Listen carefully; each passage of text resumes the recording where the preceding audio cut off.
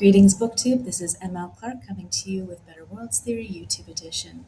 It has been a very long time, and I am thankful to have this moment to reflect on an issue of Clarkesworld, which is going to be the core of this piece. Thankful in part because I have a story in this issue, and a lot of folks have been kind enough to reach out and say that they quite enjoyed the story, which just made me feel deeply envious of all of them for getting to read the issue in full before I had a chance. I did finally get a chance to read through the issue, and I'm delighted. I always read the full table of contents for issues that have a story of mine in them, and I always try to read the full table of contents in general. I love sitting with a full issue and getting a sense of the curation that goes into it. So I have some back catalog with Asimov's and other Clarkesworld issues that I also look forward to getting to at some point, but I've been incredibly busy. I've been busy on two fronts, and I'm crawling my way out of the worst of both of them, hopefully, but I'm still physically not well. I've been working day and night and with a lot of stress points that I'm hoping will start to resolve soon. We shall see. One half of my life, as some folks know, is that last year I essentially took under my wing a teen ward who had nowhere else to go. It's a complicated situation. I live in Colombia, and last year Elon Musk destroyed a lot of programs around the world, leading to literally tens of thousands of extra deaths. Horrific when we think about the human cost of cruelty on that kind of scale. So in some ways, the impact in my household is not nearly as bad as it could have been, but the teen ward living with me has not been in school for a bit. When she finally was living with me in a circumstance where somebody could advocate for her to be back in school, there was no more program to support Venezuelan minors trying to get back into the school system and to receive other protections here in Colombia. So finally, Colombia's semester system is a little bit different, and classes should start in February. We finally have a space for her, at least for Saturday study. Complicated because of just the arbitrary nature of legality. Nonetheless, we're close. We have to get some proof of study documents both for her and a friend of hers, whom I am also getting back into classes after being a couple of years out. So two teen girls will be back in their studies, which is wonderful, but it has been really hard to navigate the slings and arrows of having a teen ward who is working all the time because she has no other opportunities, and living in a community where in general there's so much need, which ties into the other half of my life where I work doing the work of two or three people under the sensible label of communications and marketing coordinator for the Science Fiction Fantasy Writers Association. I can't talk too much about that, which is really tough, because if you talk about those kinds of pressure points, sometimes it makes things worse instead of better. To get to the point where I'm not overworked like this, I have to finish a few things to alleviate some of the problems that we're facing as a nonprofit struggling for long-term stability. But it does mean that even though I do have one title on paper, I am in practice doing a heck of a lot more. And for the last few months, some of what I've been doing, just a tiny part of all of the things, has been webmaster and web developer. Those parts finally are wrapping up satisfactorily. I did a soft launch of a plugin that can be expanded to a full Surface console, and I'm really looking forward to that expansion because it will help with so much manual labor for so many volunteers as well as myself. So the work that I've been doing has been stimulating. I want to be very clear, there's a lot between writing a book or a story and writing a whole darn application that needs to be custom designed to do what you need and to build up the surrounding tool stack and infrastructure to support that plugin. There's a lot of similarity in terms of the intellectual challenge, which is great. And yet, there is the problem of trying to have time for everything. I am getting older and I do not have the spryness of my youth. And so I've been working day and night, and my body has been suffering for it. So I really need to return to more balanced routines. Obviously, there's a lot of pressure too. As I mentioned, I live with a lot of suffering and need around me. This last month, I covered costs for child surgery, medical costs, formula costs for a newborn, light, gas, school fees. There's just a lot. And so I do sometimes feel tremendously driven in my work, and I am taking up a lot because I have a lot on my shoulders. A lot of people rely on me, pantry essentials every day, items so that families do not starve. Over the last few years, I have seen far too many consequences of malnutrition in children, including up, up to death. And so my everyday experience is pretty different than many others maybe in my community. Although right now there's just so much trauma everywhere that we're all just doing the best we can where we can to support our own and to make sure that everyone has what they need. So there probably are some resonance points. My point being that with all that pressure and with very little release valve, very little support, I have very much been near the breaking point. I am in desperate need of a proper reprieve. So with that said, I'm super glad that I got a chance to read this issue and to sit with some other stories because yes, the money from stories and the money from work can do a tremendous amount to extend the platform and to support people in need. But I do write in the first place because I sometimes believe in the power of story. Sometimes. Um, we live in an age right now where we're sharply reminded that if people just don't want to care, they won't. We live in a time where people are smugly anti empathy. And that's hard for a creator because the whole point of creating is to connect with others and to create connection points and the foundation of imagining beyond yourself and your subject position. And a lot of the stories in this issue do that wonderfully. So I'm going to dive in as much as I can. Um, if I am exhausted, apologies. I do think I will not be as clear as I usually am, but hopefully you'll get the gist. We have the cover art, which I talk about because I do have blind and low vision friends, and I do want to make sure that they also know that there is a flavor to the stories that happens to be elevated by the illustration around it. So, Ancient Warfare by Li Moly has this lovely accent on a concept that I talk about often in science fiction, this holy trinity of the human, the non human, natural world around us, and then the machine, the mechanical. And Ancient Warfare, this piece, is a lush jungle or forest scene, and in it there is a giant looming mecha that happens to have the quality of stone, and so it almost comes full circle with machines invoking a notion of ancient godheads or those kinds of mythical creatures of old. And it ties in, I think, with some of the full circles that we will get in the stories. I think this cover especially ties into elements of Donor Unknown. We'll talk into about that in a second. But that I think is a beautiful, a fluid connection between that stone giant of a mecha and these small figures in the foreground that have modern and alien characteristics, but also feel deeply rustic.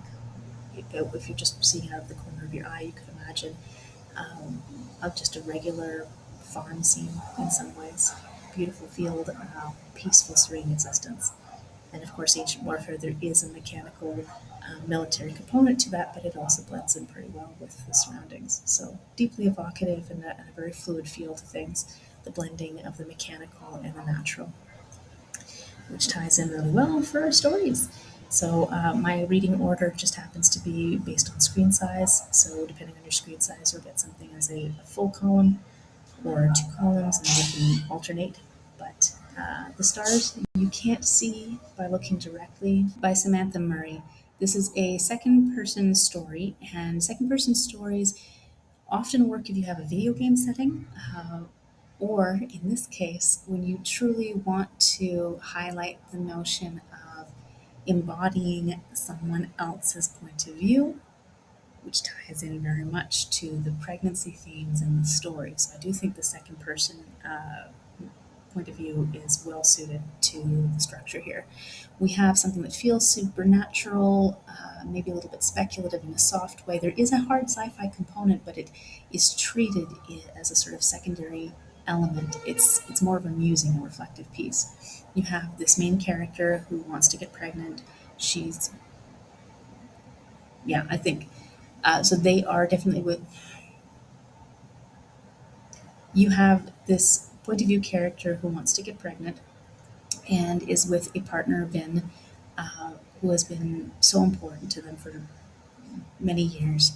And so they're trying to start a life together. And the story has this magical moment of snowfall when there shouldn't be snowfall. So even though things are not working out on the pregnancy front, there's still so much magic and whimsy in the world, etc. Except that the snow is not really snow. There is a hard sci-fi component. There is some sort of alien invasion coming through this insemination from the skies, and it's going to change pregnancy entirely on this world. But we are seeing all of this from the point of view of somebody who has been meditating on this ache and this longing to grow a family and imagining what kind of world awaits whatever family might be grown next. So there are meditations about what the next generation is going to look like if some children are born from this snowfall alien quote unquote parasite and some are more traditionally human.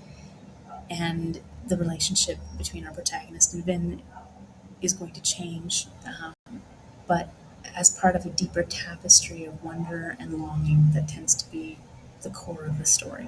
So a meditative piece that's thinking about change and thinking about our expectations of change and how they meet reality, because reality is always going to throw curveballs. It might not be aliens, but there might be things that change the context in which new life is emerging. And are we ready for what that means, or are we going to be irreparably transformed ourselves in the process? So that also ties into this notion of gentle transformation. For my story, Down We Go Gently, is a coming of age story. A young boy has spent his entire life on a spaceship, and this is his first experience planet side. His father has taken him on one of their business outings, and you are going to get a tremendous sensory experience from the point of view of somebody who has a very limited point of view of, the world, relationships, the materiality of existence. It's going to be a bit of an assault on the senses in certain ways, but that's not actually the real transformation moment. The real transformation moment comes from learning how his father is a different person or manifests different aspects of his character in this new environment. And so he's going to have very much a strong moment of growing into how large the universe is and how complex every human or every creature in this world is. And I'm thankful that I was able to write this story. I said I've been overwhelmed. This story was percolating for a long time, and I got maybe 3 hours to just pour it all out as a first draft, and then I could tinker on it. And I'm hoping that's not going to be the way for everything going forward. But this is one of the shorter stories I've written. They're just intensely formed, and I'm going to look at the style of the story with a sense of promise for what comes next.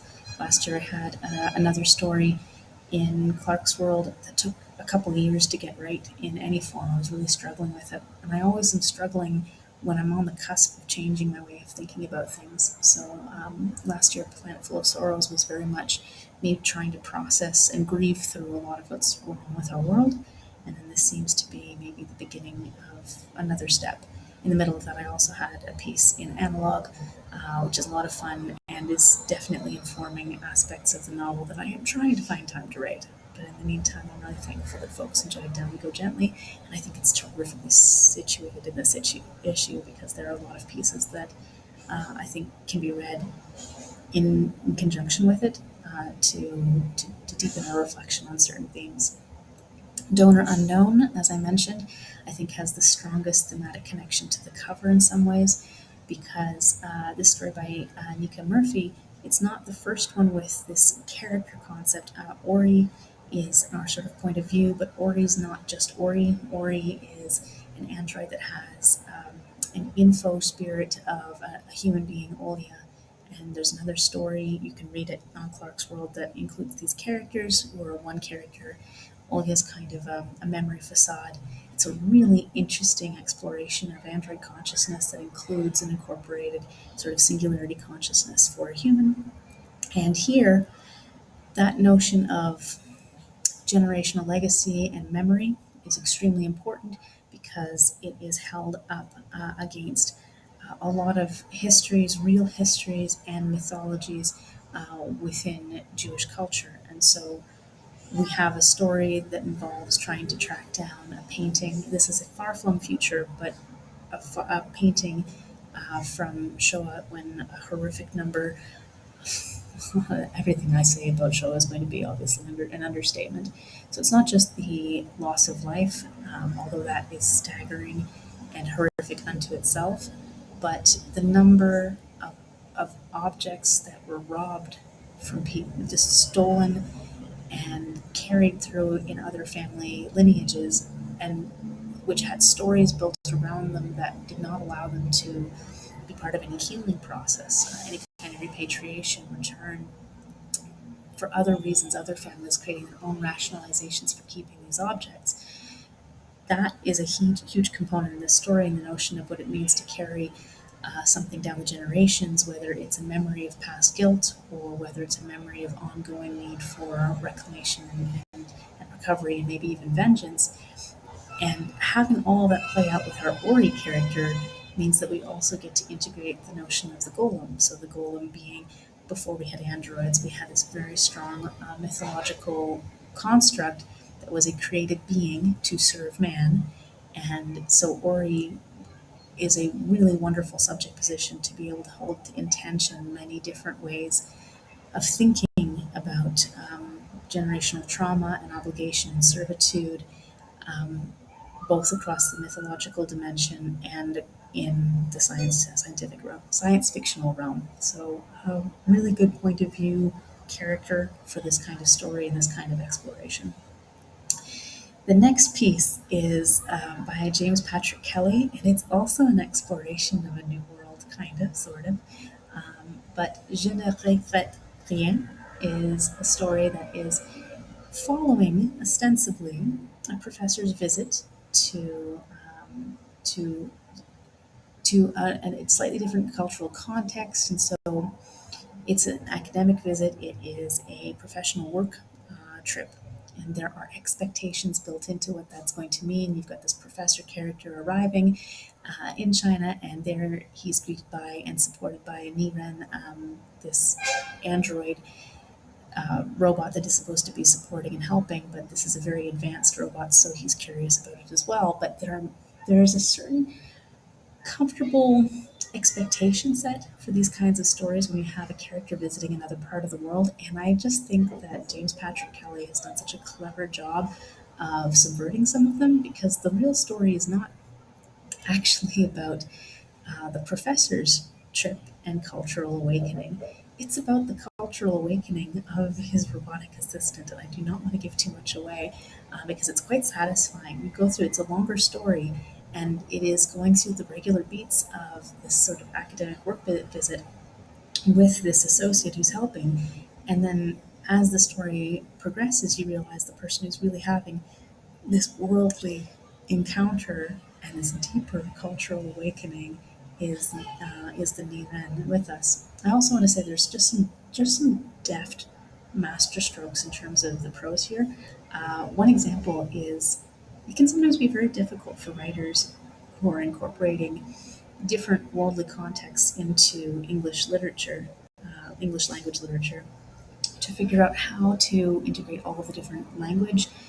And there's one point where we have the Niren is she picked up her glass and waited for me to do the same, and she's going to toast. And the toasting here in English, we would say ching chin or ching ching, and we would have CHIN or CHING. And here we have the character use the Romanized version of Chinese characters, and so it's Qing, Qing. And so it is the subtle way of teaching the English reader how to read the Chinese character, which I thought was just like there are these little touches in the way that he manages to weave language in this piece. I think is just really well done. Then we have a piece in translation. The piece is by Juchu and it's translated by Carmen Yiling. And this one, oof, one of the most gut wrenching, I think, in this issue is really potent, powerful piece about a soul seller named Mengwan. And it's very much a commentary on the exploitation, class based exploitation of manual labor. It involves a trance chip, which allows the person's body to be taken over and really turned into sort of an automatic unit for a number of hours. And there's a huge push in this industry to overclock the amount of time that you're in this state. This pressure is at the same time offset by the pressure to report if you are somebody who has this chip in this capacity, even though you are already on one of the lowest rungs in society in some ways, you are also interrogated daily because of your capacity to be used for criminal activity. So there's another way in which you are criminalized for being in this really vulnerable position. And the story just does such a phenomenal job of integrating the many different ways in which a person can be and is exploited in our world.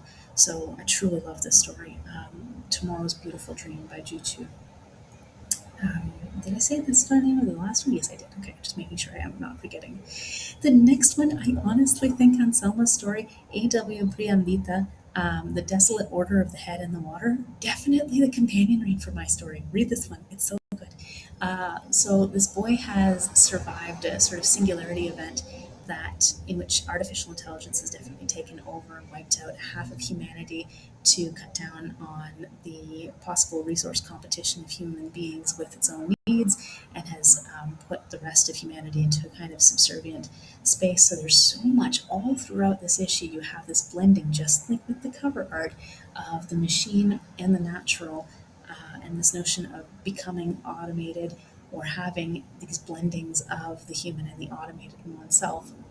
And this is through the eyes of a boy who's also being opened to a huge world, and his parents' guidance, while they were able to provide guidance, comes out and is affirmed in some interesting ways. Now, the perspective is different. My story may be a little bit more on the side of the boy in my piece, which allows the reader to have those ironic tensions of realizing what's happening beyond the page. This one's just a little bit more distant from the boy so that you can really get more of a holistic view of what's happening. But both of them have this notion of being awakened into something larger than oneself. And I have to say that both of our endings have this tension point where we don't know, is anything going to get better?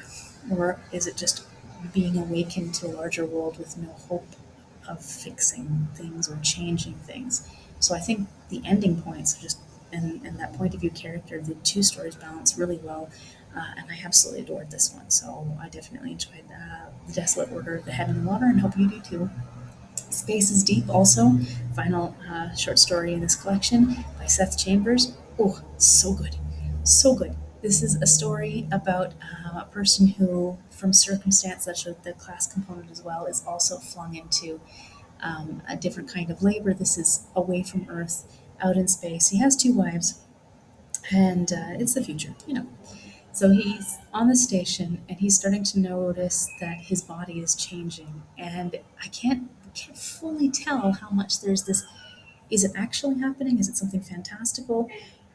This is left very much to your imagination, but there is an underlying obvious tension in the fact that his feet are becoming alien, which is that the story is reflecting on the fact that as much as we might go out into the depths of space to find other life, what we might be doing is not finding other life so much as estranging ourselves from our own life, our own humanity. We might become the alien among us. And that's the anxiety point for this person. So, in terms of on a metaphorical level, this is a beautiful story. And like many of the others, it doesn't have like a there's no happy ending. There's no clear ending in which things are suddenly going to magically transform. He has to make a choice. Is he going to go further out? Is he going to stay stagnant at the station? That third person who's also trapped on the station is trying very much to join their happy little marriage because she's lonely too. And everybody is just trying to find a place where they belong. And there's that tension that I think is just beautifully managed across this. So there's nuance in all these stories. There are choices made with point of view characters that I think just work beautifully for each of them. It's just a really wise issue with a lot to commend itself to a wide variety of readers of science fiction and fantasy. And then we have, of course, we have to have our essay, and Andrew Liptak has a beautiful one, Destination the Asteroid Belt, and it leaps into one of the most memorable scenes using an asteroid field in science fiction and fantasy, and then pulls back to talk a little about the history about our discovery of the asteroid belt, and then how different points in our scientific history of exploration have been built upon in science fiction. I will note there's something interesting about the ending of this, which is that it stops at a certain point and it really does hold on classic science fiction, which leads to this question of how are we using the asteroid belt today and what might remain to be done with this kind of work. I had a piece in Analog a couple years ago that went even further out in the Oort, but there's that question of do we still have that same love and passion, or is it falling away a little bit like the Venus lore of the mid 20th century? Then Arley Sorg has two interviews, which are just Arley Sorg does a phenomenal job of talking to people at all points in careers. I do think it's lovely to have these two pieces, which are focused on people who are truly well-established, long-standing careers. So Nicola Griffith and Alastair Reynolds, and two very different kinds of writers, but tremendously accomplished careers, which leads to some wonderful conversations. So with Nicola, Nicola has a new collection of essays out. She is here, and this interview reflects a little bit, or quite a bit, on the history of how she became a writer and the sort of unsung gems in her own oeuvre as she would perceive them. But he also spends a lot of time with the nonfiction, this new collection, and I really appreciate that because we as writers can sometimes get pigeonholed, but it's lovely to see this focus on the fullness of her work. And with Alastair Reynolds, I have to say, thank you, Arley. I think you've made a sale because Alastair Reynolds has this long history of science fiction writing from a science background. And apparently, the latest Halcyon Years, which came out in late 2025, explores this concept using the cosmonaut Yuri Gagarin. And it might be him, it might be a prototype of him, it doesn't matter. It's just he's the character type that's being used for a murder mystery in a generation ship. And it all sounds very exciting. I love some good noir fusion with science fiction. So I think, thank you very much, Arley. I think you've made a sale, and I'm looking forward to reading this piece when I get time. So again, overall, just an absolutely mature issue with some wonderful pieces that cover a spectrum, both in terms of point of view and in terms of that tension, that necessary tension between the human and the machine and the human, and how we mechanize ourselves and how we objectify and reduce ourselves in a variety of ways, whether or not we have fantastical technology or extraordinary new leaps in AI as an excuse for doing so. And I just got cut off at the end of that, so just assume that whatever I said was brilliant. No notes, even though I'm tremendously exhausted. My main wrap up was to say again that I'm so thankful to have had time to sit with this issue, just as I'm thankful to have had time to write it all last year. It was really hard near the end. And also to, of course, be published.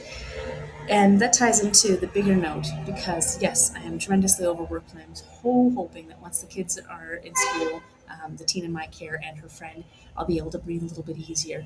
I'm also really hoping that this service console I've developed, this application, will provide the value that I'm hoping it will to reduce volunteer labor, staff labor, while improving overall services for our community.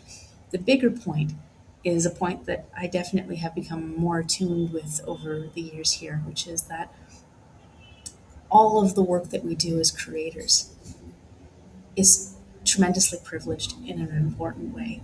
To be able to spend your life on creative practice, whether it's reading, whether it's creating, whether it's publishing, any of that, is so far above what a lot of human beings of equal worth and dignity are ever able to do, because they spend so much of their time in subsistence level tasks. They spend so much of their time in fear. They spend so much of their time suffering for no reason other than other people have nothing better to do with their time except to increase suffering in the world. If we who have the ability to create and to spend part of our lives, our brief existences in this cosmos doing that, are not using that platform to try to extend that privilege to others, to try to uplift others and provide more opportunities for those around us, then what are we even doing? What's the point? Creative practice, especially with storytelling, is about trying to create subject positions that will open other people's imagination a little bit and invite empathy in. Being able to see the world through different perspectives is at the core of what we do, whether we do it through speculative genres or through other modalities. It's all about trying to help people see one another, irrespective of their position in the world, as fellow human beings of equal worth and dignity. And maybe even human beings is a little bit too rigid, fellow beings of equal worth and dignity. So I know that wherever you are, sometimes it might not feel like you're doing enough. I'm exhausted and burnt out, and I still don't feel like I'm doing enough. So perhaps you feel that way too. And I just want you to know that whatever you can do to try to improve the world around you, whether it's through financial aid or through presence or through storytelling that creates imaginative possibilities, it is enough. It's going to have to be enough. And I'm so thankful that you're out there doing it. So until next time, and I hope that next time is soon, great reading and great writing to you all. Take care. Cheers.